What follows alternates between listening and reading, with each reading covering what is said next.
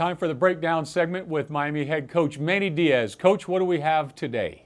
Well, Don, you're going to like this. We're going to start off with two great comeback stories. Guys that, unfortunately you never want to see a player get hurt in college football.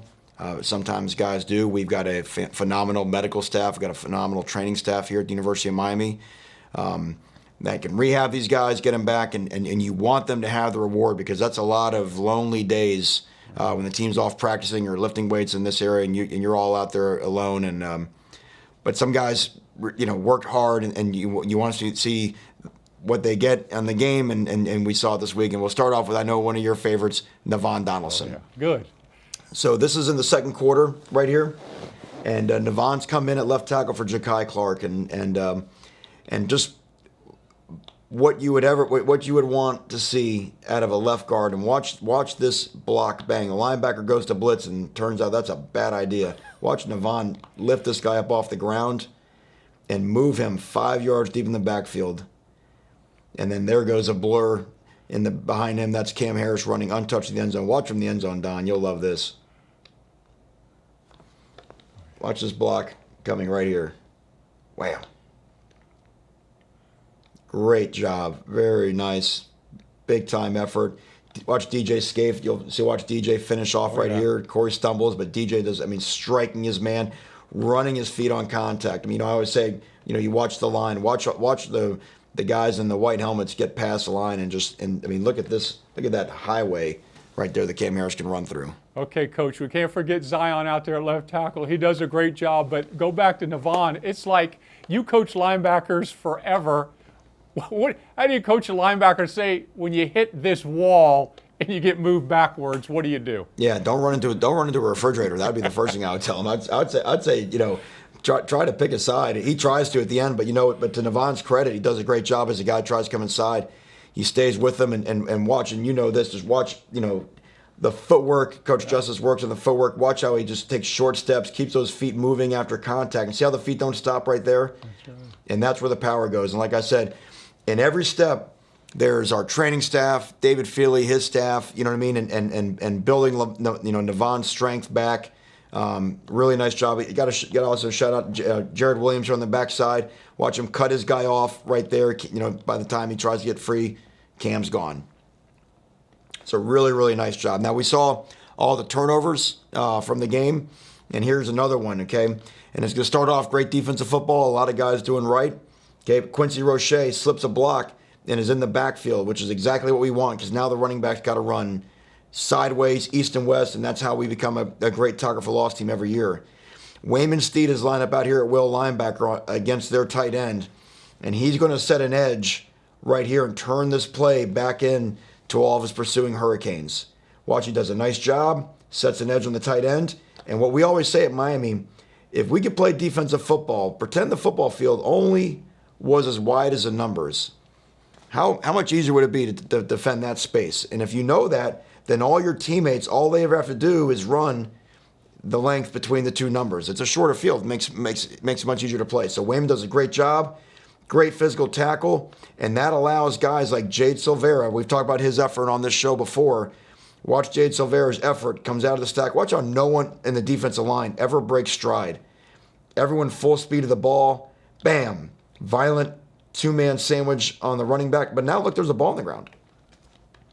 And watch the effort of Quincy Roche, Bubba Bolden, get on top of it right there and create the big turnover. The turnover chain comes out. But really, really proud moment for Wayman Steed. He's worked really, really hard, just like Navon has, to come back. Well, Coach, I don't think people realize he's been injured. Wayman's been injured, or if they have forgotten, he's been injured a long time. And to have his recovery and get back his reaction time like he has, he's completely overcome that injury. That's right. And it was not an easy injury to overcome. It was a very difficult injury. And again, to see him be able to move, bend, and strike like this will do wonders for his confidence as well. So I want to show you down next. I want to show you a little two-play sequence here from the third quarter. And it's going to end. I'm going to give you the ending. It's going to end with Mike Harley going for an 89-yard touchdown. But sometimes, like we talk about on this show, we like to kind of get under the hood and see a little bit about what sets it up. Okay, so this is the first play of the drive. We got the ball at our own 9-yard line. Not ideal, right? So we run a running play here with Cam Harris. And this may not seem like a really good run by Cam, but it is. You know what I mean? It does a good job. It's not, there's not a giant hole there. And sometimes the running back, you just got to put your foot in the ground, sort of stick it in there and just go forward, right? Get the offense going, go forward. Okay? What I want to point out to you, Don, right now, is this person right there. That's right. You ever see who that is? That's Mike Harley. Okay? So what's going to happen is, so the play's over. Okay? There's the scoreboard shot. Here's the next play. All right? Mike Harley is now right here. Okay, so now watch. So remember, he was standing over here.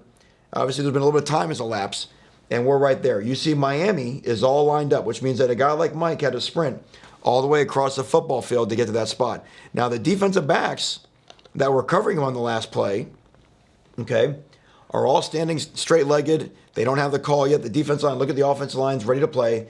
Defensive line not ready to play yet. And this is what tempo does to you. And if you don't practice against it, it is very difficult. Okay, because Duke's got really good coaches. They know what they're doing. But again, watch what happens. Late communication between the secondary and the ball snapped.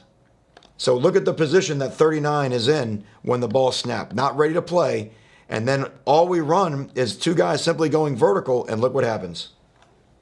Two guys take one guy. They have cut Mike Harley completely free. And if we didn't want to go to Mike, we've got D breaking through wide open on a post route right here, but Mike wide open on the middle field. Now, Derek's still got to put it on. You mentioned this earlier. Accuracy, bang, boom.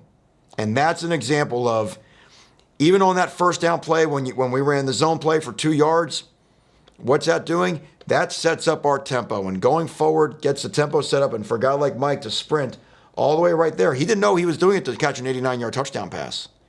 But he did. And that's one of the cool things that this offense has brought to us.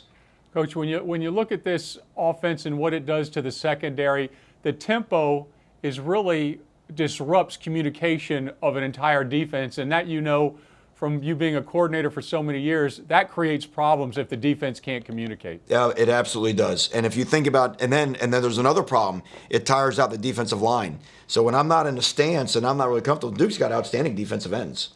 Number 1 and 51 are both really, really good players. But I'm not quite in a stance. I'm not quite comfortable. Okay, and that allows a guy like Jared Williams to watch. Does a great job, pushes the pass rusher by, yep. And look at this pocket for De'Eric. Now, yes, of course, they've cut Mike completely free, but De'Eric right here, that is untouched. That's as clean as you can get it. So again, that's just how Duke's defensive line absolutely wore us out in this game a year ago. The reason why they won the football game. So you see how just little things make a difference and lead to the success we have. There you go. And it's fun when it goes for 89. And then the last play I want to show you is this, and this is where you get a chance when you got some really special players to create some things for them. So we get Duke in a third down situation. Okay, we're going to play man-to-man coverage all the way across the board. They're trying to get right here to the 49-yard line. Okay, and just you'll take a peek at the coverage for a second. So doing a pretty good job at 3 of the 4 spots. I want to point out a true freshman here. That's Isaiah Dunson. And watch him challenge. Look, watch that jam he gets on that wide receiver at the line of scrimmage. That is outstanding.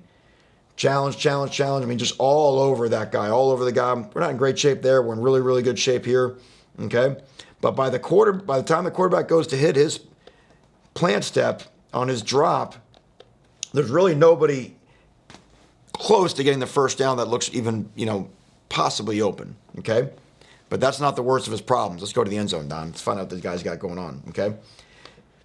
So what we've done is this, and you can't see it a little bit because Amari Carter's in the way, but that's Quincy Roche, and then right here is Jalen Phillips lined up as a defensive tackle. And then we've got Corey Flagg up here in the line of scrimmage as well. So Corey is going to blitz into the center, and just by the center's eyes, just enough. See how the center's trying to work towards Jalen? Yes. And then we've isolated Jalen one-on-one on a guard, which is not really good news for the guard. Jalen does a great job of just dusting that guy. And then watch what Corey does. By the time the center goes to help, Corey's going to loop back around and finish the stunt right there. So even if the quarterback got away from Jalen, which, spoiler alert, he's not going to, bang, gets hit right there like that. And you still got guys like Roche and Harvey providing that edge pressure. Really, really tough down to be a quarterback right here. Coach, what's it do for number 11's confidence? Here he is, a guy that has played special teams for you. He's done as good a job as you can ask for, but now he is in the mix for a big play. That's right. And if you get on our third down defense, that says a lot about you. You know what I mean? And we're looking for guys that can make plays out here on this unit, trying to create special one-on-one matchups like we've done right here with Jalen. But if he doesn't do his part and engage the center is going to turn and they're going to double team Jalen. Right, and so we're aware of that. So he's got to do a really nice job, engaging right here in this gap to buy these two blocks to create the one-on-one for Jalen. So it's not just, being an athlete. You got to know what to do and you got to execute at a high level. And Corey and Jalen work this to perfection. All right, Coach. Thank you for your time. That does it for the breakdown segment with head coach Manny Diaz.